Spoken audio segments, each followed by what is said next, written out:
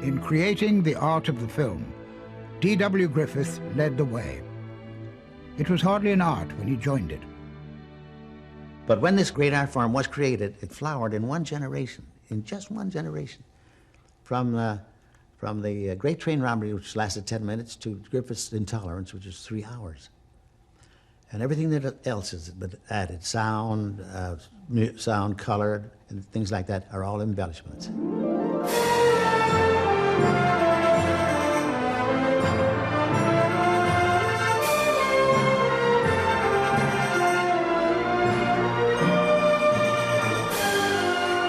In 1915, the genius of D.W. Griffith towered above all other filmmakers. He rebuilt Babylon for his epic Intolerance. Like those ancient kings, his power and prestige seemed indestructible. But the kings of Babylon built in stone that would last 1,000 years. Griffith built his palaces of canvas and plaster. His monuments were an inspiration for the next generation. But the man himself would be discarded by the very industry he'd helped to build. At the grave of D.W. Griffith in Crestwood, Kentucky, Mary Pickford leads beloved stars of the silent screen in homage to their greatest director. With Miss Pickford are Screen Directors Guild President Albert Rogel, Mrs. Griffith, Lillian Gish, star of Griffith's monumental film Birth of a Nation, and Richard Barthelmess. On behalf of the motion picture industry, so many of whose innovations Griffith pioneered, the stars he made great pay tribute to a great director. Of Hollywood stars, just 3 were there. Each had been made a star by Griffith. Each had their private memories. Mary Pickford.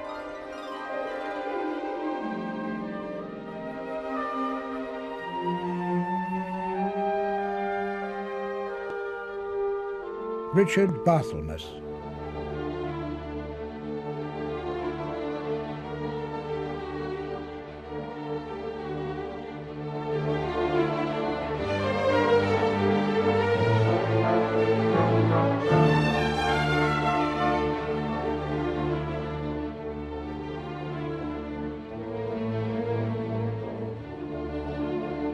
Lillian Gish.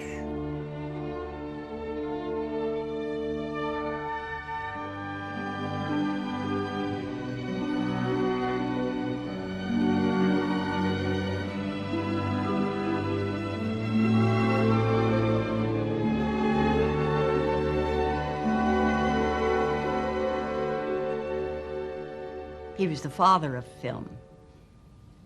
He didn't do everything the first time like a close-up, but he developed, he gave us the grammar of filmmaking, the cutting, the handling of humanity before a camera, and understood the psychic strength of a lens. Griffith's mastery of filmmaking led him from bit player to leader of the industry within a mere 5 years. As a director, he was wonderful. He could come over and he'd touch your hair and whisper encouragement. Or he could take command of the battlefield. He had a wonderful baritone voice, and he could use it as a clarion call to action. The Birth of a Nation was Griffith's most famous film. It sprang from the stories he'd heard from his father, who'd fought for the South in the Civil War.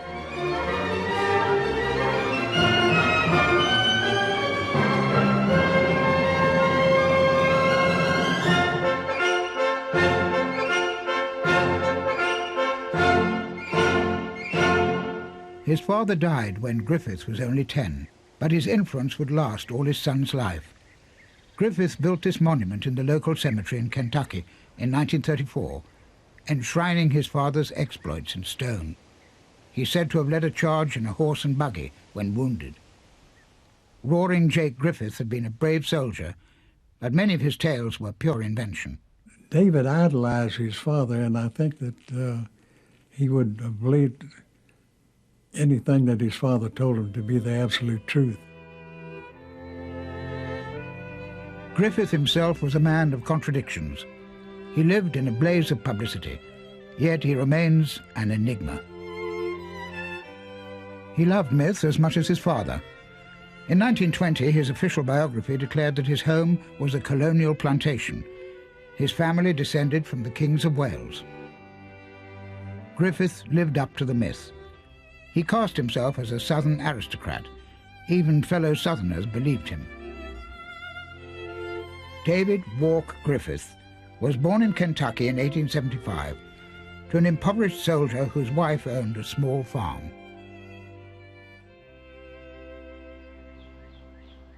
The farm is still there. It still worked in traditional ways, although the house has been rebuilt. Griffith once drew a picture of his birthplace. It was this modest frame farmhouse rather than a colonial plantation. When the family's farm fell on hard times, Griffith blamed the Civil War. He should have blamed his father. I think that you would probably call him a scoundrel. That's the way he was characterized by many of his people who knew him in those days. I've heard my aunts talk at various times about he and some of his cronies sitting in the shade sipping their bourbon when his wife and daughters were out hoeing corn in the fields, and he was sitting in the shade drinking. And by the end of the day, they'd all be on the ground. Griffith's mother, Mary Oglesby, came from an old Kentucky family. She was a strict, hard-working woman, deeply religious, mother of 7 children. As a child, Griffith longed for a magic box to capture the beauty he saw around him. You could see in the terrain that he selected for a lot of his films was similar to that where he was raised, was low rolling hills. He was a true Kentuckian from head to toe. Griffith put his boyhood into his films too. He had a particular dislike for ploughing.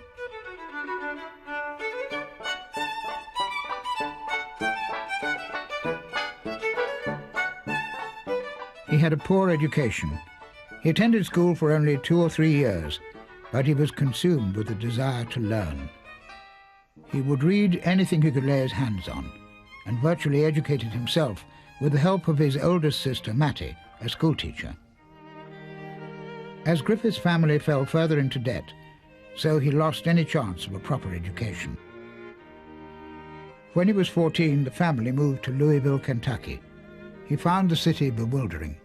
The boys made fun of him. He looked so countrified, like a country jig, with his clothes and hair. Griffith, in those days, was tall and angular, and he wore what was referred to as high-water pants. They were up to about his ankles. He took refuge in the city library. where he indulged the love of books his father had inspired in him. He got a job in a bookstore, which was a gathering place for the intelligentsia of Louisville. It was his university. When he was 17, he discovered the theatre, and he decided to become a playwright. Told that all great playwrights learned their craft on the stage, he became an actor. After small roles with touring companies, Griffith joined the Mefford Stock Company back in Louisville, which meant steady employment for 2 years. But he was ambitious. In 1899, he decided to leave Louisville for good.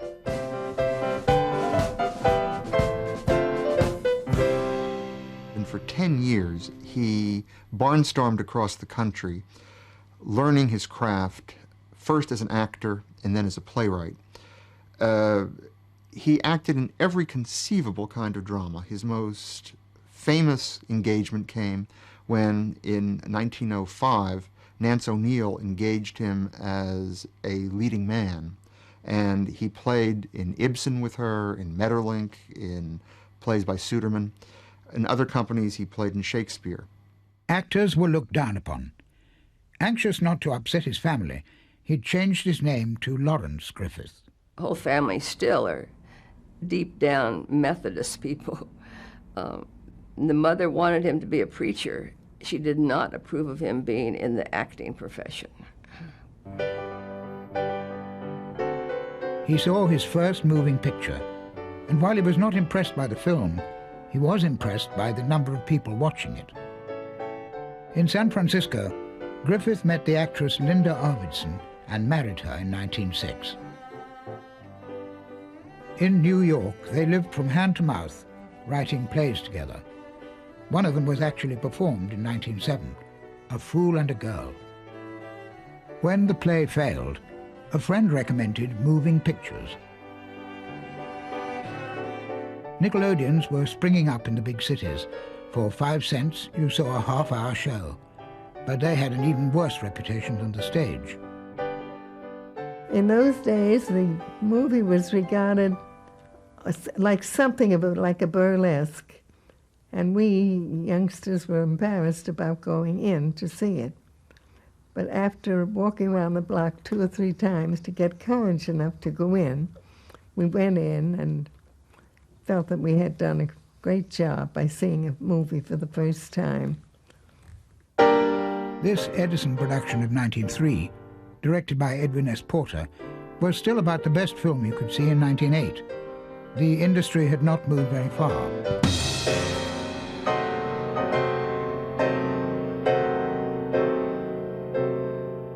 Griffith tried to sell a scenario to the Edison Company, but they hired him just as an actor. Here he is in one of his first appearances in Rescued from an Eagle's Nest in 1908. He is 32 years old.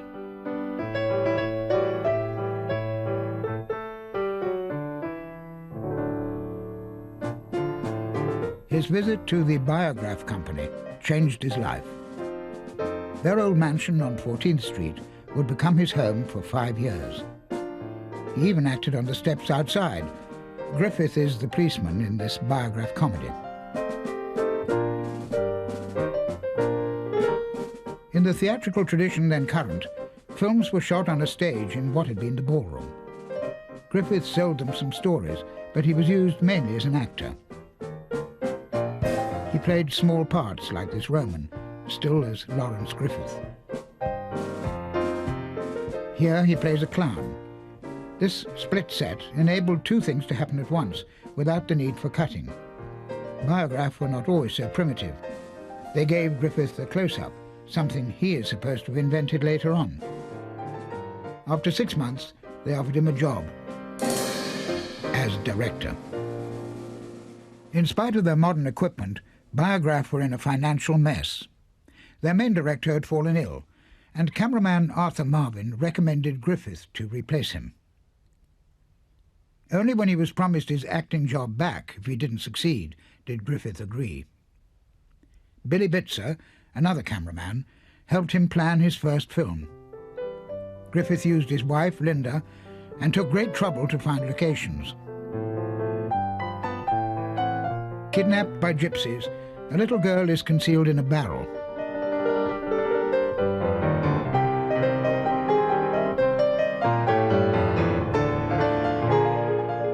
Biograph were delighted. Griffith was given a contract and soon became their sole director. Griffith disliked tricks, and he wasn't strong on comedy. Although he made a few, like this one, he was glad to hand them over to one of his actors, Mack Sennett, on the left. Griffith preferred the conventional approach: long-held shots, full figure, the view from the stalls in a theatre. And often the entertainment provided a moral.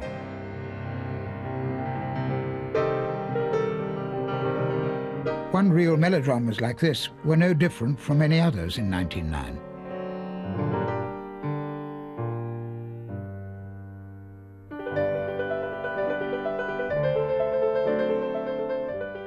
But soon Griffith was transformed by this new medium. His players were uncredited, but many became stars like Mary Pickford. Griffith was uncredited too, and yet his reputation grew in the industry, and so did that of his partner, Billy Bitzer. They took their camera further afield. They brought to their largely city-bound audience the beauties and traditions of America.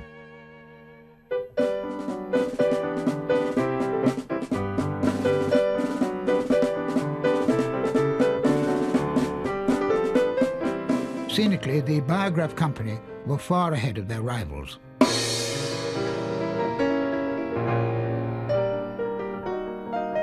From 1910, Griffith spent the winters in California and often filmed in this attractive village. It was called Hollywood.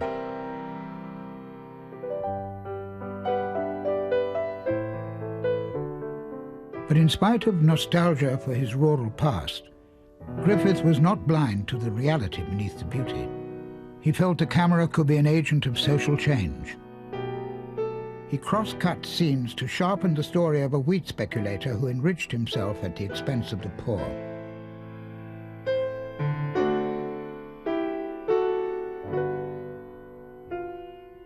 The speculator is jubilant. At the moment of triumph, an accident. Griffith tinted this scene gold. With films like this, editing became an art.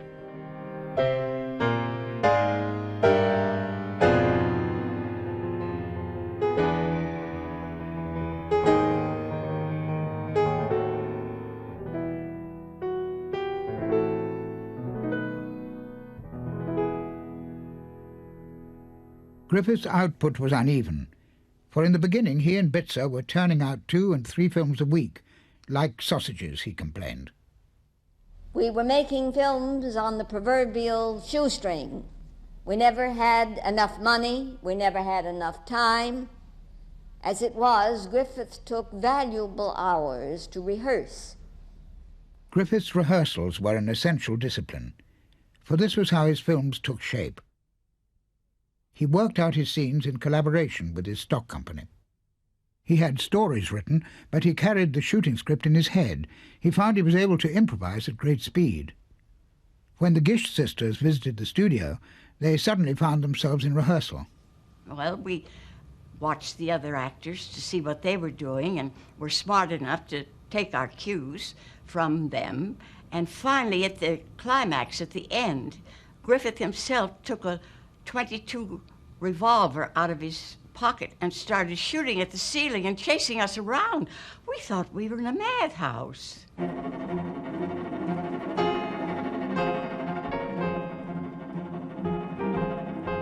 As burglars robbed the safe next door, the girls called for help.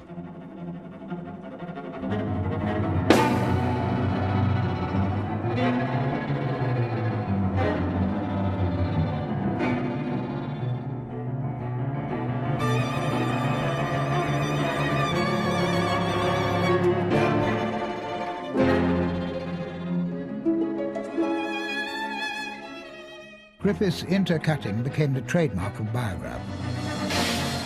The company had objected at first, He told them Dickens had done it, so would he.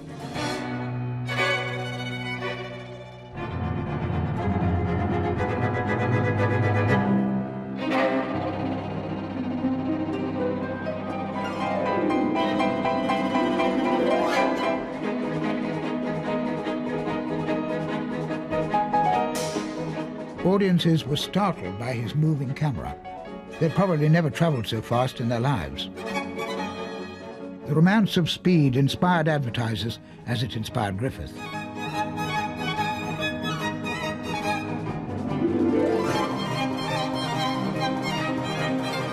He would develop this situation still further for Intolerance.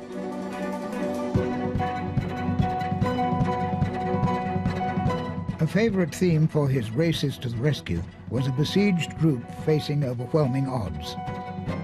He would rework it for The Birth of a Nation. Inspired by Custer's Last Stand, The Massacre featured Blanche Sweet.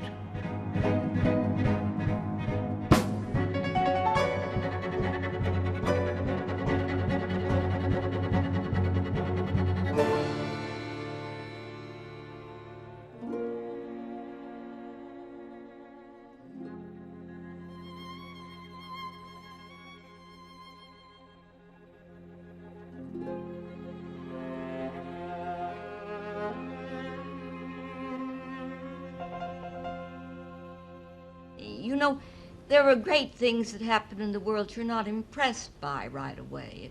It takes a while to find out the value of them.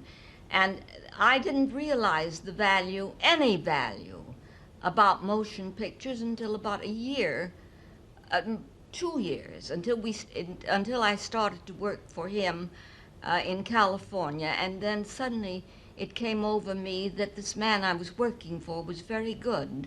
And what he was doing was very good. The public came more and more to biograph films. They influenced the entire industry. Griffith seemed to know just what subjects would sell.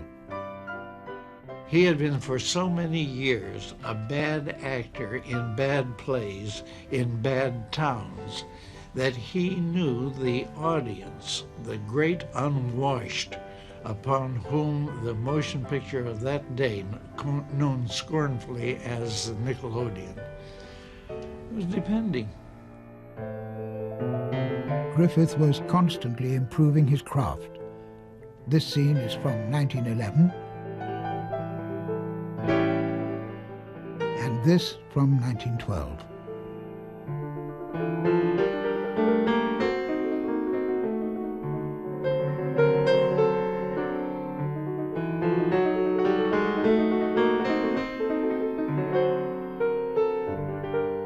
He said, never play down, always play up. Do the best you can and make it the most knowing, the most intelligent emotion, whatever it is. Don't look down upon your audience. Refining the gestures of melodrama, Griffith realized how powerfully the camera could convey emotion. The less the actors did, the more they achieved. The girl, played by Lillian Gish, has just been told that her baby has died. She lacks even the support of her husband, who's been having an affair.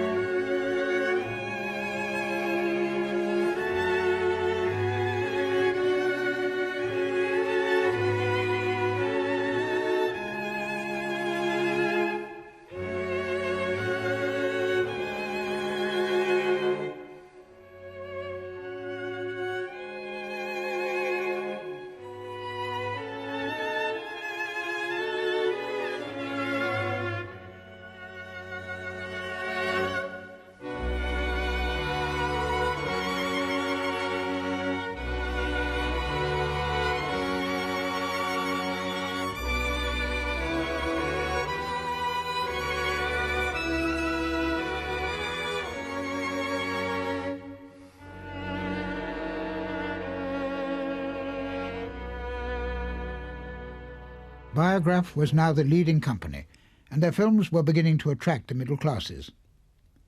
Since 1910, Griffith had been happy to sign their contracts with his correct name. Yet he was dissatisfied. He was still making 1- and 2-reelers when his rival Thomas Ince was staging a 5-reel Civil War drama, and Italian epics of 8 reels were astonishing America. He decided to make his own.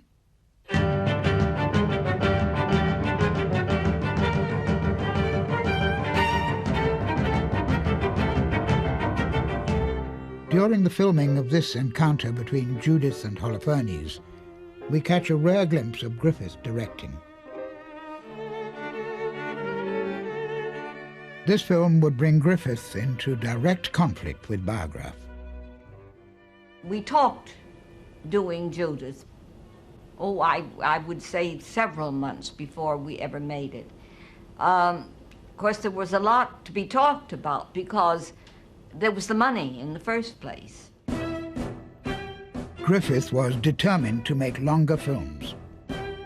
Biograph was convinced that shorter ones were more commercial. The row caused Griffith to leave. We worked for Griffith, not for the Biograph Company. He was the one that we wanted to please. He was the one that, if he would come over after a scene was over and say, that was good, that was good. That's all you needed. That's really, I mean, if you just a small salary and his, that's good. Most of Griffith's company left with him. In 5 years with Biograph, he'd made around 450 films. Now he was on his own.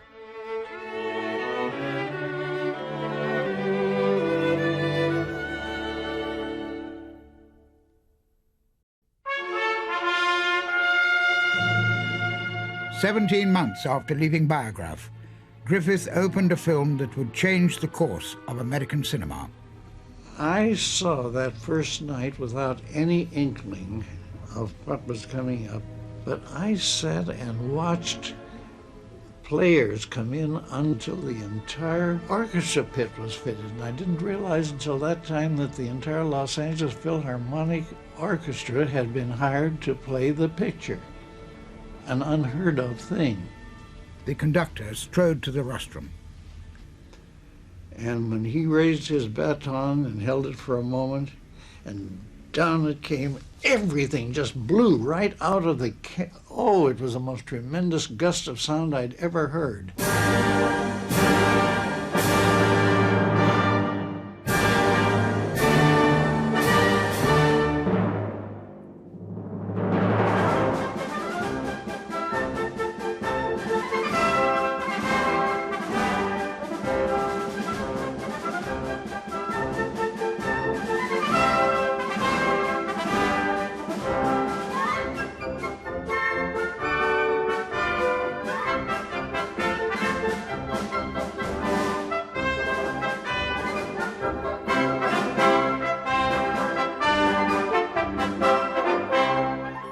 The audience realized it was watching an extraordinary film.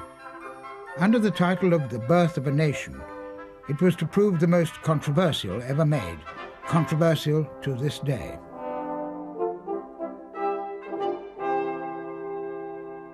Thomas Dixon, a firebrand preacher from the South, had written 2 novels about the agonizing period after the Civil War, which he turned into a notorious play. Highly inflammatory, the play had caused minor riots. But Griffith was enthusiastic.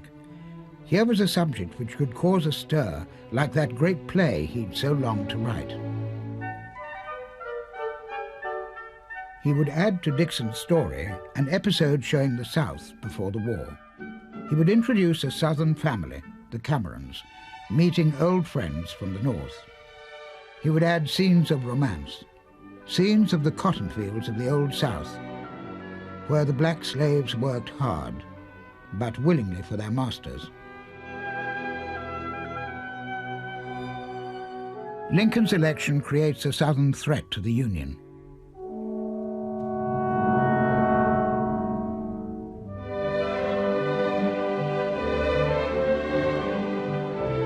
The next time these boys will meet will be on the battlefield.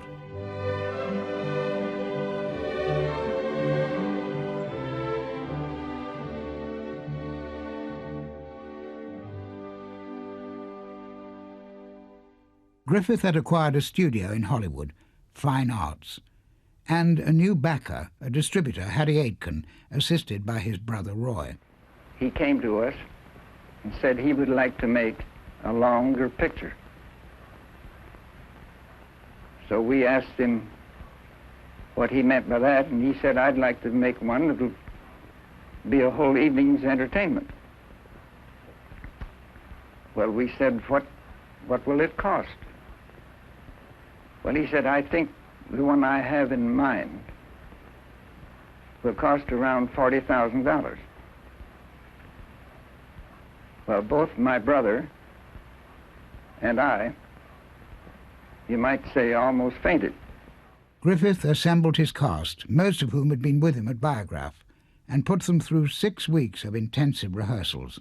At Biograph, he could have made 12 one-reelers in that time. This is a costume test of Lillian Gish, to whom he gave a leading role. It was customary at the time for black roles to be played by whites. So there were no blacks among the principals, although there were many black extras. In this test, Griffith's assistant, George Siegman, plays a villainous mulatto politician in blackface and ripped jacket.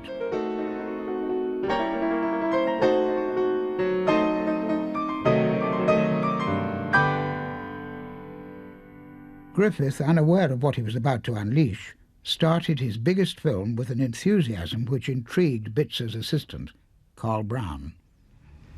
When he came on the set, he would take off his coat and he would start shadow boxing. And he would just have a fine time throwing whistling rights and jabbing lefts and ducking. And he always defeated the invisible man.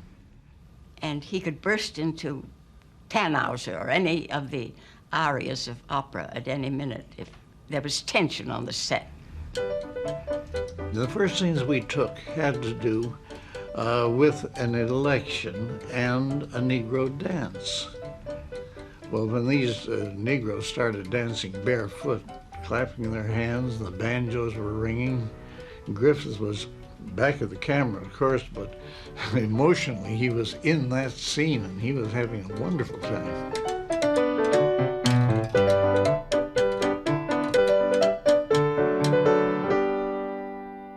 July 1914.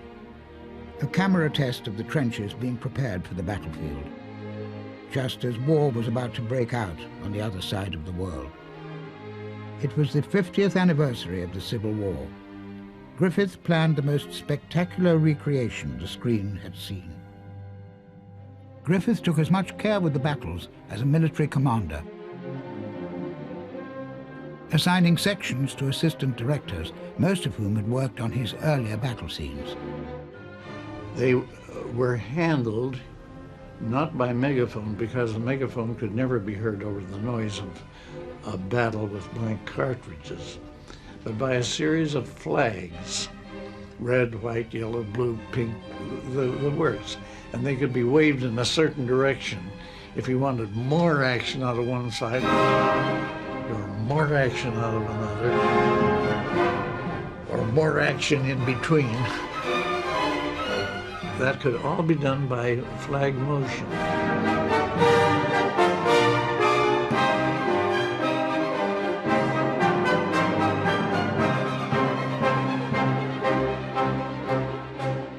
Griffith showed the senseless savagery of a war in which brother slaughtered brother.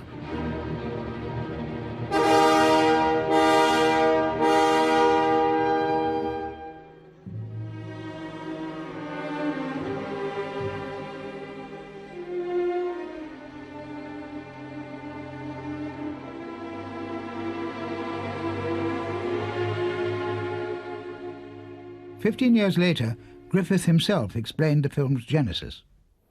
Oh, I suppose it began when I was a child. I used to get under the table and listen to my father and his friends talk about the battles they'd been through and their struggles. And those things impressed you deeply, and I suppose that got into the birth. You know, and you've heard your father tell about fighting day after day, night after night, and having nothing to eat but parched corn.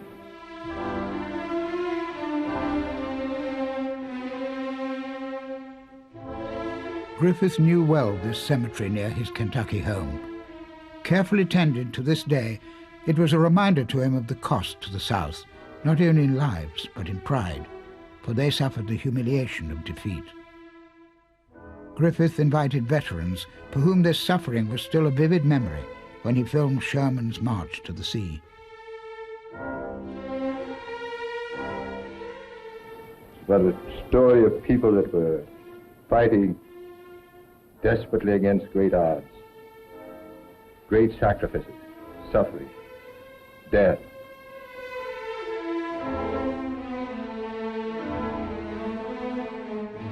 The burning of Atlanta, Sherman's strategy of laying waste the land. The South was a nation to be destroyed. It was a great struggle, a great story.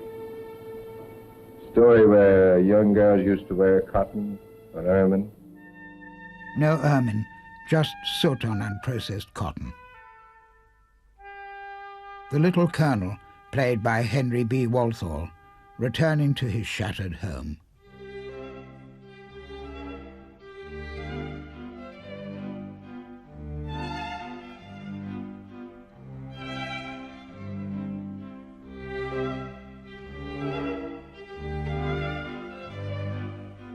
Mae Marsh, as the little sister, is now a young woman. Griffith showed that as well as epic spectacle, he could direct a touching reunion with heartfelt emotion.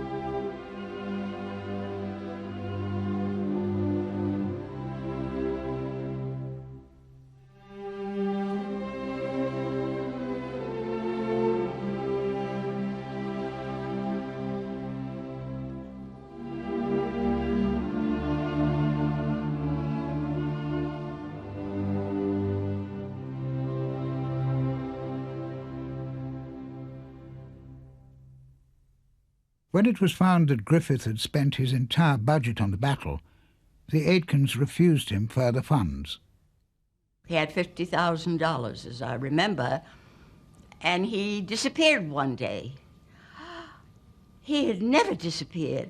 He couldn't get sick or have a headache or be tired. We didn't know what had happened, and we found he was downtown at shoe shops, at Clunes, trying to raise $10,000. We used to bail him out. He used to come down to the city room of the paper that I worked on at that time, the Los Angeles Herald, and we'd pass the hat, take up a collection, and give it to him, say, now go, and he'd go on out to his people and pay them their salary out of that. We thought it was great fun. All of us in the company were asked to do without salary, as we had to pay extras, the people that got $5 a day that weren't part of the company, and all of us said, of course we'll wait, because we knew when he got the money, we'd get it, and we all did. In the second half of the film, Griffith followed Dixon's inflammatory original. Newly freed slaves are goaded by carpetbaggers to rise against their former masters.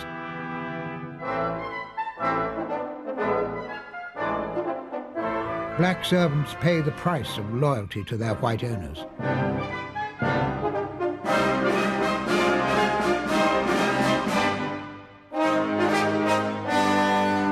The little colonel calls for the South to save itself, a call for the night riders. 1914 or 15 in grade school, about the time that The Birth of a Nation was released, those books taught us that the Ku Klux Klan was a savior of the South, that if it hadn't been for them, that the carpetbags and the freed Negroes would have taken the whole country over. The little sister is pursued by a renegade black soldier.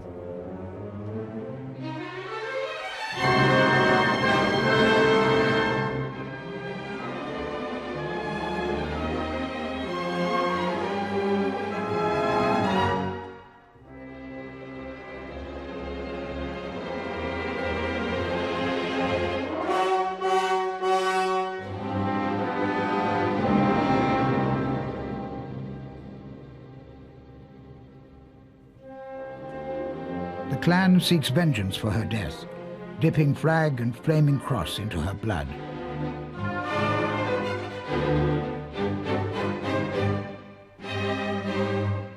In the town there is black anarchy. White protesters are tarred and feathered.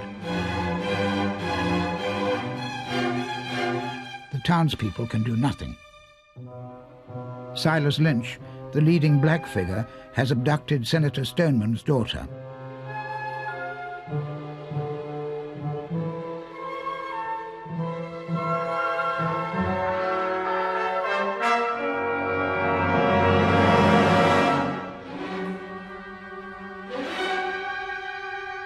Klansmen are summoned from every corner of the state for a great ride to the rescue.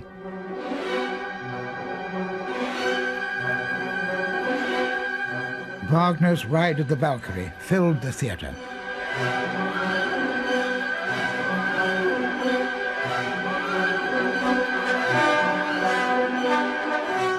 Besieged by renegade black soldiers, the Cameron family seeks refuge in a lonely shack.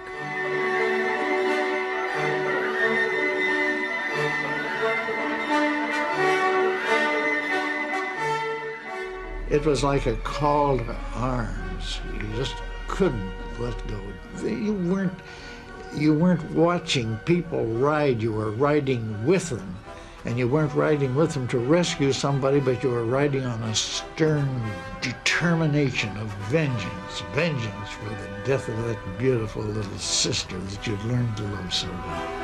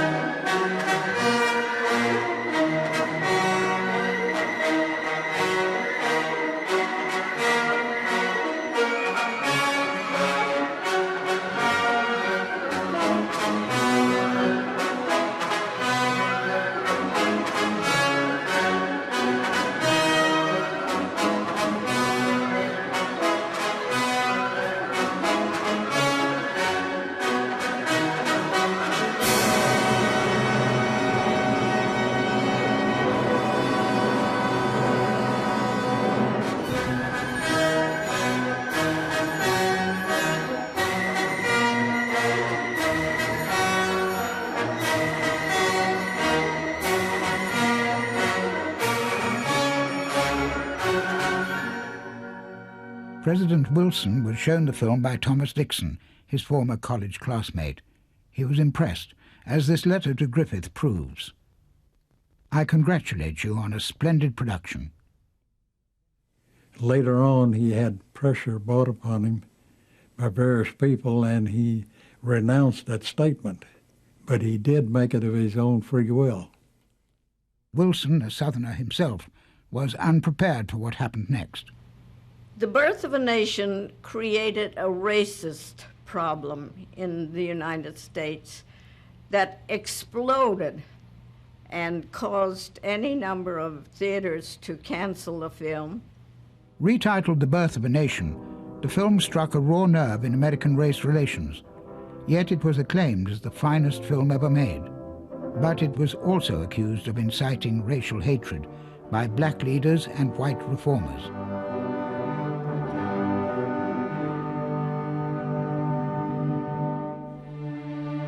The film mocked the new representatives of the state assembly in South Carolina. It repeated the stereotypes of the Southern black.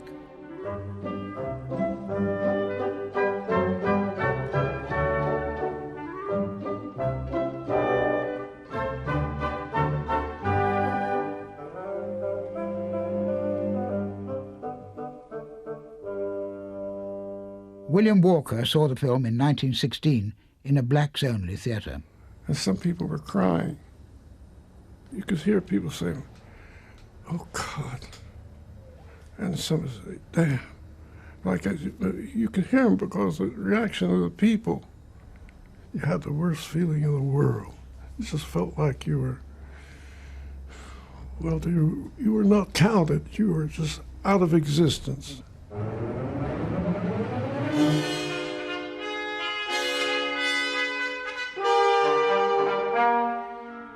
Well, I tell you, I just felt like I wish I could have been there some way so they couldn't see me, so I could kill some of them. I just felt like going out and killing every white person I saw in the world. In Boston, home of the abolitionists, protesters took to the streets. The National Board and censors in many cities demanded extensive cuts. Some demonstrations developed into minor riots. Somebody mentioned that if he ever showed a picture like this in Atlanta, the result would be race riots, to which Griffith said, "I hope to God they do." It wasn't that he was particularly anxious for a riot or people to be hurt or anything of the sort, but it's the old story. If somebody deals you a tremendous pat hand and you look at it and know it can't lose, you're going to play it. An important aspect of the fire that motivates him to do this is that this is going to be an act of provocation. This is going to be a film to which nobody is going to be indifferent, to which nobody can be indifferent. And part of the mark against Griffith is that for him, his art has become so important that he's willing to sacrifice just about any other consideration.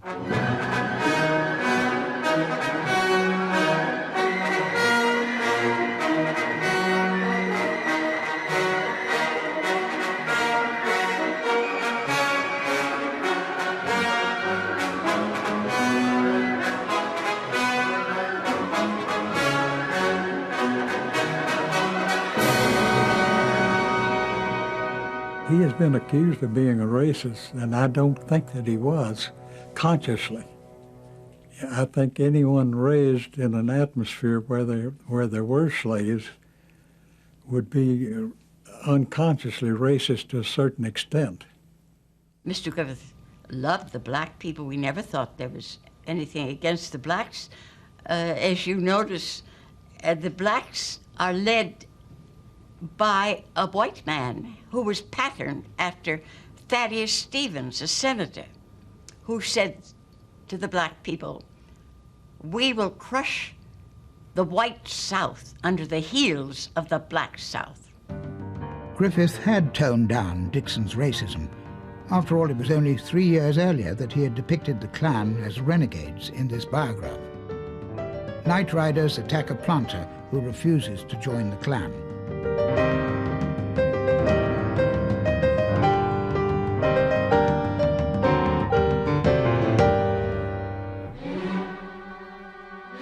But in The Birth of a Nation, they were the heroes. In Atlanta, the publicity was used by the Klan to promote its revival. How much the film helped is still a matter of controversy. The Birth of a Nation had a lot to do about giving life to Ku Klux Klan by giving them a shot in the arm and giving them strength, and they knew that they were right. The massive rallies of the 20s would have happened with or without the film, but the Klan claimed it as a recruiting agent. Both Griffith and Dixon opposed the new Klan, but The Birth of a Nation was reissued in the 1920s with this image on the poster. The film earned untold millions. It turned distributors like Louis B. Mayer into moguls. Massive picture palaces would be built for a new audience. The middle class had at last been won over. And the fact that the showing of the Klansmen started riots and put blood on the streets was proof beyond proof that it was a great and powerful picture, regardless of what any critic might have to say about it. The proof was there. What Griffith made in those few short months was perhaps the most astonishing landmark in cinema history. The only film which can still arouse passion and provoke protest 80 years after it was made. Griffith had invented film as art and as propaganda. In 1915, he was seen as the greatest filmmaker in the world. He dominated the industry as no man would dominate it again.